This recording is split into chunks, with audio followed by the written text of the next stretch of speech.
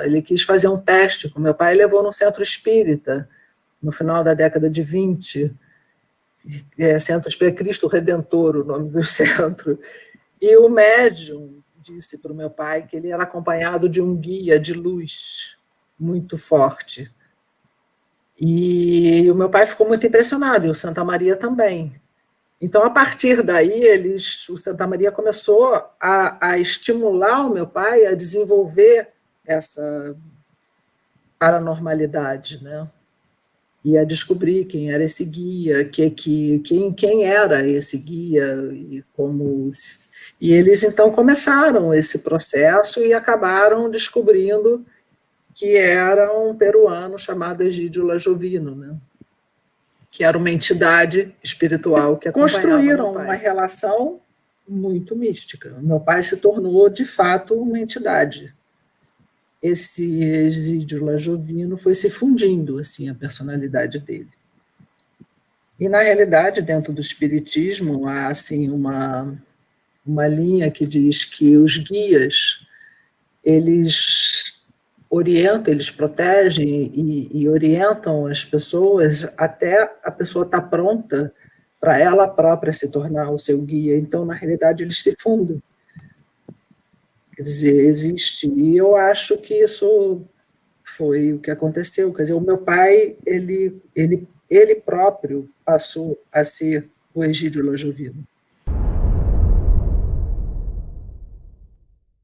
Impressionante a popularidade deles, impressionante. A quantidade de matérias de jornais que eu levantei na década de 30, assim, eu não tinha noção dessa dimensão, assim, dessa grandeza, né? Eu não tinha noção. Para mim, foi uma surpresa, assim, porque principalmente em relação ao tio Jorge, né?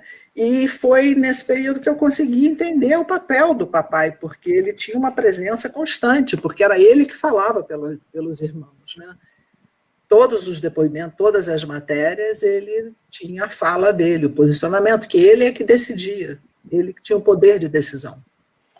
Se vai lutar, se não vai lutar, com quem vai lutar, quando, qual o tamanho do kimono, esse kimono não serve, vai ter que ser um outro kimono, e as regras e tudo ele opinava e decidia.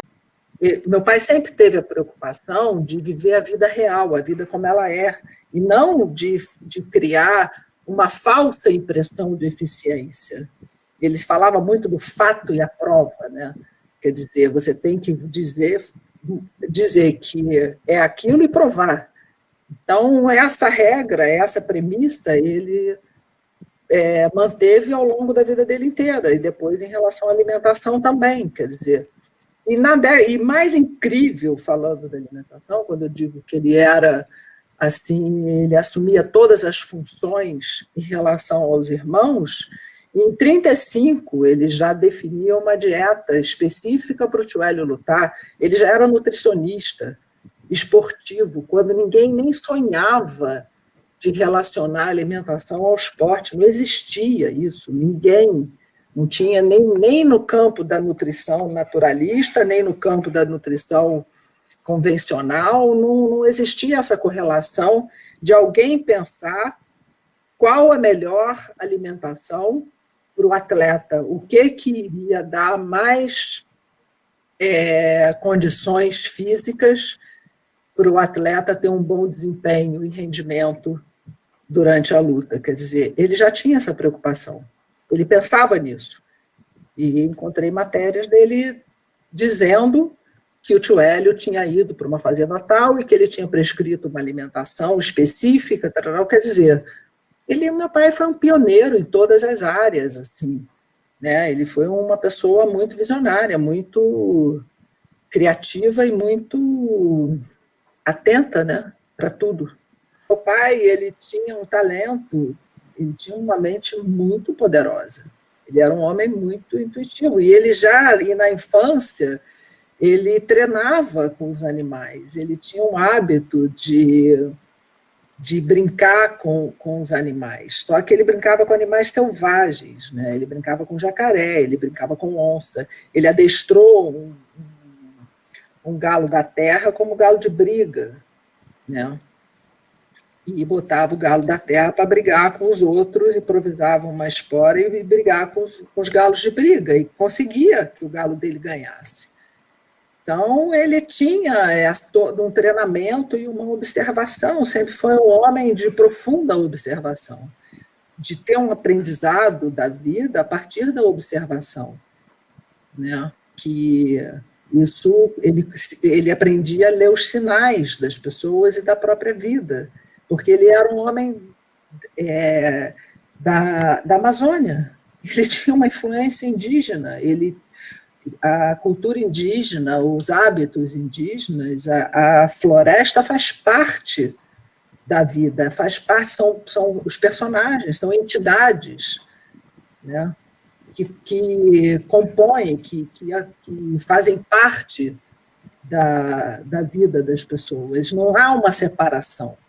Nesse período, quer dizer, o Roberto Marinho foi ser aluno do meu pai, o Santa Maria, quer dizer, o Santa Maria levou, ele ficou encantado também, né, se matriculou na academia como aluno e passou, e como ele era uma pessoa assim mais sofisticado, tinha um círculo de relações, né, bem de pessoas da elite carioca, né, ele atraiu muita gente também para a academia. E acabou, por exemplo, o primeiro evento do jiu-jitsu contra a capoeira foi ele que financiou. Ele fez um empréstimo ao meu pai e depois meu pai pagou. Então, ali eles já começaram a selar uma espécie de sociedade, né? E ele, mais um dia, e vendo e observando, porque ele era muito místico, ele era um estudioso do mundo do ocultismo, né? Ele era espírita, sempre muito ligado. A mãe dele era uma pessoa muito católica, assim, muito rígida, muito uma espanhola. Os pais eram espanhóis e donos de padaria, e ele, uma mãe, era uma personalidade muito forte e muito católica. Então ele impunha a ele também algumas regras disciplinares muito rígidas. E quando ele percebeu assim que meu pai era uma pessoa que ele quis fazer um teste com meu pai, levou no centro espírita no final da década de 20, Centro Espírita Cristo Redentor, o nome do centro. E o médium disse para o meu pai que ele era acompanhado de um guia de luz muito forte. E o meu pai ficou muito impressionado, e o Santa Maria também. Então, a partir daí, o Santa Maria começou a estimular o meu pai a desenvolver essa paranormalidade, né? E a descobrir quem era esse guia, quem era esse guia, e como. E eles, então, começaram esse processo e acabaram descobrindo que era um peruano chamado Egídio Lajovino, né? Que era uma entidade espiritual que acompanhava meu pai. E construíram uma relação muito mística. Meu pai se tornou, de fato, uma entidade. Esse Egídio Lajovino foi se fundindo, assim, a personalidade dele. E, na realidade, dentro do espiritismo, há, assim, uma linha que diz que os guias, eles orientam, eles protegem e orientam as pessoas até a pessoa estar pronta para ela própria se tornar o seu guia. Então, na realidade, eles se fundem. Quer dizer, existe. E eu acho que isso foi o que aconteceu. Quer dizer, o meu pai, ele próprio passou a ser o Egídio Lajovino. E isso que eu ia te pedir para você contar, que essa é uma das coisas mais impressionantes do livro, né? Essa história, não tem como a gente deixar de falar, que é exatamente o Egídio Lajovino, né, Reina? Ele está diretamente ligado à concepção de personagem de profunda importância para a história, né? Com o Rory, o Rickson, né, o Helson, e vocês todos, principalmente, né, o Carlinhos inicialmente, eu acho que depois vocês nem tanto, mas o Carlinhos sim, né, que é o cara que revolucionou o jiu-jitsu. Então acho que se você puder falar essa história, eu acho que é Eu poderia falar dos filhos, né? Tem no livro o capítulo Os Filhos do Egídio Lajovino, que são os filhos da minha mãe, né? Porque a minha mãe, quando meu pai conheceu, ela era, na realidade, namorada, noiva do Santa Maria, né? O Santa Maria, ele conheceu minha mãe em Teresópolis e começaram a namorar, e quando ele apresentou a minha mãe para o meu pai teve uma percepção, assim, de que ela seria um dia a mulher dele. E então foi porque meu pai era assim, né? Ele tinha uma capacidade de perceber a linha de destino das pessoas, né? Então essa paranormalidade dele, uma clarividência, né? Ele conseguia ler os sinais e a energia, o caminho da energia da pessoa, a direção que a vida, de energética que a pessoa estava seguindo, né? E isso, ele, quando conheceu a minha mãe, ele percebeu, mas ele era casado, ele estava já no segundo casamento, já tinha tido outros filhos, e ela envolvida com Santa Maria. Ele, então, esperou que a relação dela com Santa Maria se diluísse, né, para que, então, se aproximar dela e acabaram 7 anos, né? Quando se enxerga a vida pelo ângulo da espiritualidade, cada pessoa, quando se aproxima, e as relações humanas, elas têm uma razão. A pessoa não se aproxima da outra, essa atração entre as pessoas não se dá do nada, não existe, né, o nada. É tudo energia, a gente vive, a vida é por energia. Então, no mundo dessa, quando começa a compreender essas correntes energéticas de atração, retração, é uma outra forma de compreender a existência, né, humana e da própria vida, do planeta, da natureza, das relações. Então, essa era o ângulo e a relação que meu pai tinha. Para ele, quando olhava para uma pessoa, quando ele conhecia tudo que ele enxergava, tudo que ele presenciava, ele tinha uma percepção da energia que aquela pessoa interagia. Ela estava sintonizada em que tipo de energia? Era uma energia positiva, era uma energia negativa? Qual é a carga energética que aquela pessoa está lidando, ou ela está sendo afetada, né, sendo conduzida, movida por que carga energética? Então, isso dava a ele uma outra leitura da realidade, e das pessoas e de tudo, né? Tudo que estava ao redor dele. E quando eu falo da cultura indígena, assim, dessa relação, é porque é isso, os índios, eles têm essa percepção profunda. Outro dia, por exemplo, que é a intuição. O que é a intuição? A intuição é de você captar sinais cósmicos. Então, os seres vivos, quando eles estão integrados na natureza, quando eles fazem parte da natureza, eles têm essa capacidade de decodificar os sinais energéticos que a natureza emite. E são sinais cósmicos, são sinais que fazem parte, estão integrados em todas as formas de vida. E o meu pai tinha um pensamento unicista, e se ele tinha um pensamento unicista, ele interligava, tudo estava interligado. Ele, como naturopata, ele curava as pessoas baseado nesse conhecimento. Então, quer dizer, é uma outra forma. Então, essa pessoa, entende? O jiu-jitsu tem essa pessoa como base, como referencial. É o referencial da valorização da vida acima de tudo. Eu vou repetir isso sempre. E eu acho que o meu livro, assim, as pessoas, a minha família, eu não sei até que ponto eles entenderam isso. Eles alcançam a dimensão que isso tem. Porque eu acho que isso, tanto que eu termino o livro, a frase que eu termino o livro é que eu entendi que eu tinha que esperar o tempo de cada um.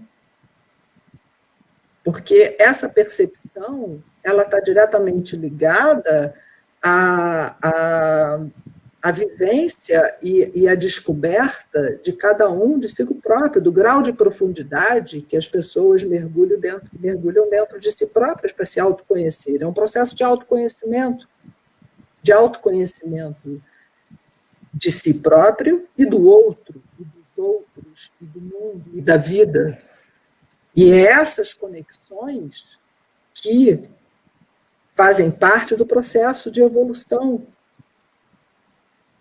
O processo de evolução, o que diferencia uma pessoa evoluída de uma pessoa menos evoluída, é exatamente a descoberta da dimensão da valorização da vida e do que significa a vida, do quanto é abrangente as manifestações de vida e essa interligação que existe entre todos os seres vivos, as plantas, os animais, os seres humanos, os insetos e o cosmos.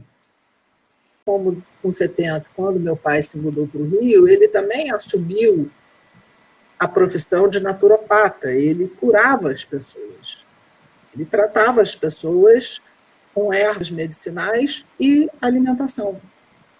E adotou isso como uma profissão que sustentava a família toda, a família dele, minha mãe, os filhos, e ele passou com 73 anos. Você imagina alguém iniciar uma profissão com 73 anos. Antes, ele só tratava das pessoas gratuitamente e de pessoas, assim, amigos, os empregados, a família, as pessoas que o rodeavam. Mas quando ele veio para o Rio, ele decidiu adotar como profissão mesmo. Ele montou um escritório dentro de casa e as pessoas marcavam consulta, iam se consultar com ele na sala do apartamento onde ele morava, depois em Copacabana, e depois, quando ele se mudou para Ipanema e morava numa casa, na sala de estar da casa. Então, era uma empresa familiar. Quer dizer, que isso passou a ser a principal atividade dele, que era de curar as pessoas. E ele curava, curar significa impedir que a pessoa morra, porque iam pessoas desenganadas pela medicina convencional. Geralmente, as pessoas que o procuravam é porque já tinham algum tipo de doença, ou cardíaca, ou gastrointestinal, ou artrite, ou úlcera, ou alguma infecção, problema renal, problema no fígado, problema em algum órgão que não estava, a medicina convencional estava tratando, cronificando o problema, não conseguia curar. Então, as pessoas iam procurá-lo e ele curava, com ervas medicinais e alimentação, dentro desse critério que ele desenvolveu quimicamente combinado.